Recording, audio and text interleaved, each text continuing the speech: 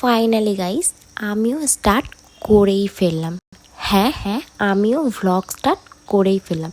দেখো এখন সবাই যেহেতু সোশ্যাল মিডিয়াতে ভ্লগ করছে বা কেউ কিছু না কিছু করছে, সো আমিও অনেক ভাবা চিন্তা করে ডিসিশন নিয়েই নিলাম যে সবাই যদি করতে পারে তাহলে আমি কেন পারবো না। আমি অনেক দিন ধরেই ভাবছিলাম যে আমিও ভ্লগ বানাবো অ্যান্ড সোশ্যাল মিডিয়াতে আপলোড করব, যেহেতু আমি বাইরে অনেক ঘোরাঘুরি করি।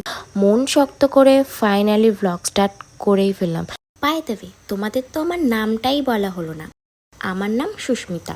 তো যেমনটা তোমাদের আমি আগে বললাম যে আমি বাইরে প্রচুর ঘোরাঘুরি করি, তো আজকেও একটু মায়ের সাথে শপিং করতে বেরোলাম। তো চলো এবার তোমরা দেখো আমি কোথায় গেলাম শপিং করতে আর কি কি করলাম। আর দেখো গাইস, কথা বলতে বলতে চলেও আসলাম আমি বাস স্ট্যান্ডে। তো সেখান থেকেই বাসে করে চলে এসেছি আমি মসলন্দপুর ট্রেন্ডসে। মা তো এখানে জমিয়ে শপিং করতে ব্যস্ত।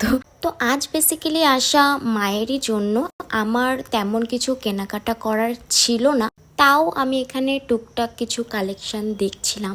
আর আমাকে দেখো গাইস, এখানে আমার একটা কালেকশনও পছন্দ হচ্ছিল না, তো কি আর করা যাবে। আর এখানে মায়ের শপিংও ডান। তো মা শপিং করে বাড়ি চলে গিয়েছিল আর আমি চলে এসেছিলাম বারাসাতে বান্ধবীর সাথে ঘুরতে।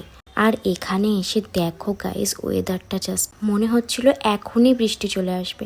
তো আমরা একটা ক্যাফেতে যাচ্ছিলাম, রাস্তায় এই ফুলগুলো চোখে পড়লো। আমি নামও জানি না ফুলগুলো, তো ভাবলাম যেহেতু বয়ফ্রেন্ড নেই বান্ধবীকেই ফুলগুলো গিফট করি। তো ওখানে আমরা টাইম ওয়েস্ট করিনি, কারণ ওয়েদারটাও ভালো ছিল না। তো আমরা যাচ্ছিলাম বারাসাত চারকোন রেস্তো ক্যাফেতে। আর এই ক্যাফেটা থেকে বারাসাত ব্রিজের ভিউটা দেখো গাইস, জাস্ট কি সুন্দর লাগছিল বাইরেটা দেখতে।